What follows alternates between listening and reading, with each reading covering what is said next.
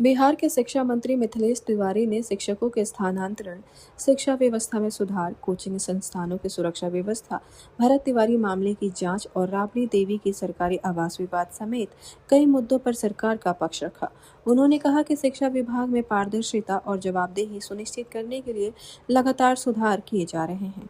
वहीं आपको बताएं तो पटना मीडिया से बातचीत करते हुए शिक्षा मंत्री मिथिलेश तिवारी ने कहा कि राज्य में शिक्षकों को अब स्थानांतरण के लिए कार्यालयों के चक्कर नहीं लगाने पड़ेंगे। शिक्षा विभाग के पोर्टल पर ऑनलाइन आवेदन के माध्यम से ही स्थानांतरण की प्रक्रिया पूरी की जाएगी।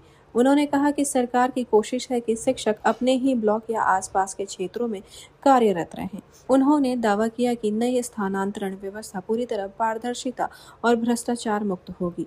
वहीं मगध विश्वविद्यालय के नियोजित शिक्षकों के स्थानांतरण को लेकर भी विभाग जल्द नई नीति लाने का काम कर रहा है। आपको बताएं तो एनसीईआरटी की पुस्तकों में चुनाव आयोग की भूमिका को शामिल किए जाने के फैसले पर स्वागत करते हुए शिक्षा मंत्री ने कहा कि बिहार में भी एनसीईआरटी आधारित पाठ्यक्रम को बढ़ावा दिया जाएगा। उन्होंने कहा कि लोकतांत्रिक संस्थानों और चुनाव आयोग की भूमिका के बारे में छात्रों को जानकारी मिलना एक सकारात्मक पहल है।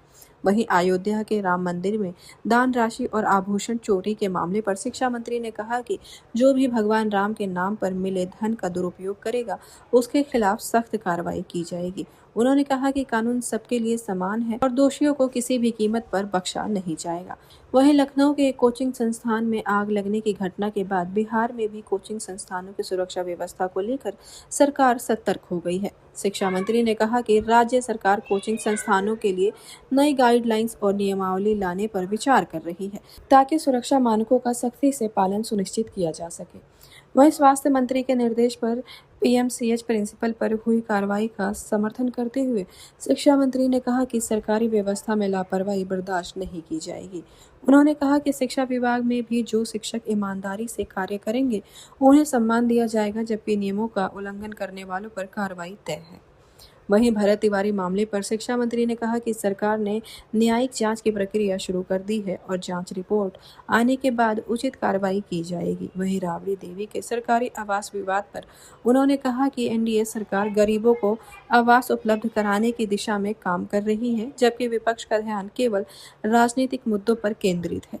वहीं आपको बताएं तो शिक्षकों के स्थानांतरण से लेकर शिक्षा व्यवस्था में सुधार, कोचिंग संस्थानों की सुरक्षा और राजनीतिक मुद्दों तक शिक्षा मंत्री मिथिलेश तिवारी ने स्पष्ट किया कि बिहार सरकार प्रशासनिक पारदर्शिता और जवाबदेही को प्राथमिकता देते हुए लगातार सुधारात्मक कदम उठा रही है।